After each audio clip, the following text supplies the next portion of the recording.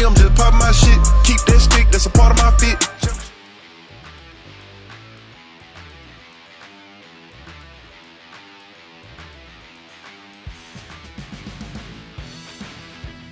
Guys, what up? It's Apex. Today I'm bringing you the King Arms TWS 9mm GBB by King Arms. Let's get into it. On this gun, it was this gun and another gun and some cash were exchanged for this review. Thank you, Shawn from hicapas 1911s and Trollsoft Productions.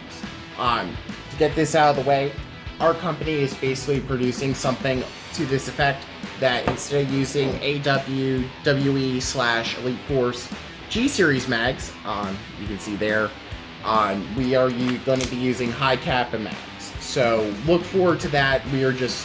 This is just something our R&D wanted to get in to see where the kinks are, the problems are, etc., and said, yo, see where, like I was just saying, see where the flaws are so we can make ours better, basically. So let's get into this review. The M-Lock Handguard seems to be Cerakoted. I am not too sure about that, but it will not, it is super smooth. You will not get the cheese grater effect. Fake Troy flip-up sights. 14mm negative flash hider. This is still under warranty, so I don't want to take off the orange tip, but the orange tip is recessed, as you can see. Butt stock is like one of the hook style ones with a locking lever, so that's the locking lever that just went down. Lock in place when you find a position you like. This gun is basically a 9mm M4 gbbr. So with gbbrs, they're basically the closest thing you can get in airsoft to the real thing, and this is no exception. With the push of the rear body pin, you can see the internals, loop them, and do your maintenance. Also, while you're there, you can change out your buffer pad to a better thickness, etc., to control recoil.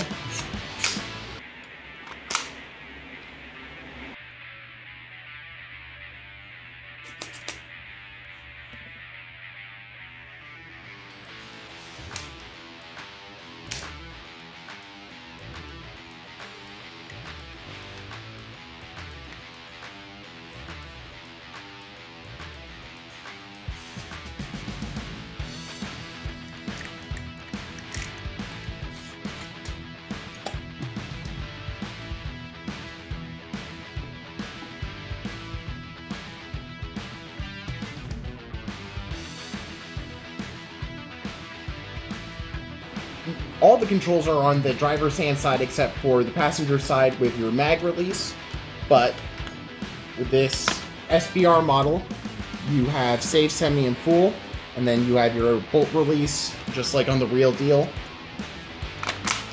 With the proprietary stock mag, it will hold the bolt back, but on AW Elite Force other mags, it does not have that feature.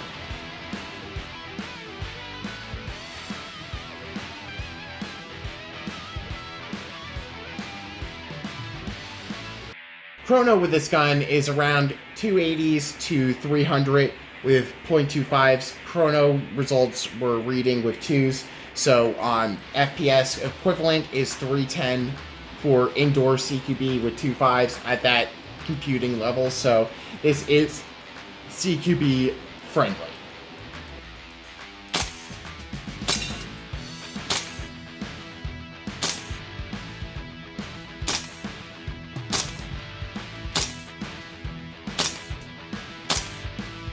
My testing with HPA TAT mags, full auto is kind of sluggish, so bursts are recommended. You will have to manipulate the buffer tube pads in here and adjust the PSI on the regulator to achieve perfect full auto and firing when you're doing that. Personally, I would just be running the stock mags that come with the gun and that you can buy separately. This does handle HPA very, very well. Side note, I'm still working on what pressures to use because of the way it works, because this whole buffer tube does have like a giant spring in there. So this bolt carrier is going back like on a real AR and pushing back and forth. So they do come with 3 different extra sorbo pads or whatever, buffer pads to put in there. That way you can time it better. But like, here, watch this. This is 100 PSI. Full auto.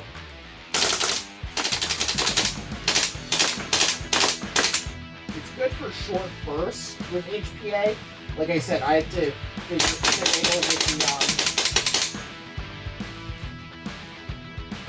finagle with the PSI to make sure this functions smoother, because it does get sluggish on full auto with the HPA mag adapter.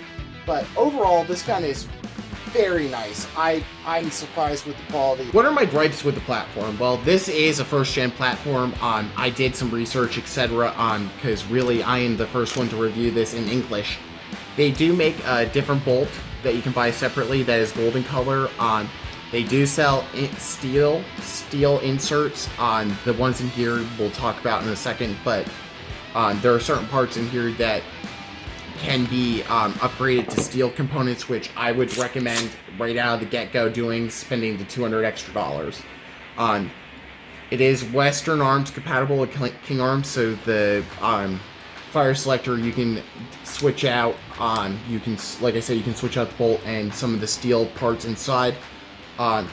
The one thing the gun likes to do is body pins like to walk out, because these are not anti-walk pins, so just keep that in mind on my gun, because I had to get it RMA'd because the whole fire selector walked out on me.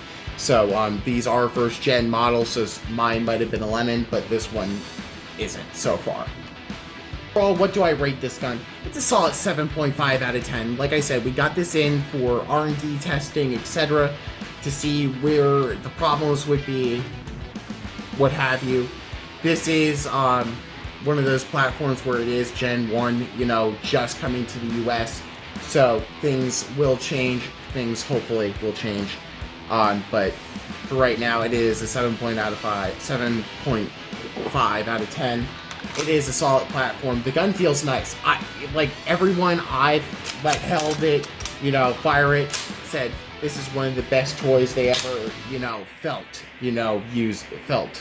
So, and that's like saying something, because I had a lot of guns in my collection and people like to just shoot these for fun, just have a good old time. So, yeah. Not a bad little platform for outdoor CQB in the nice hot weather, And it's not a bad gun to have if you're running a G-Series platform already for a pistol, etc. This is just one of those things you should have in your collection type deal. But anyways, guys, it has been real. I gotta get going. Deuces. Peace out. Stay safe.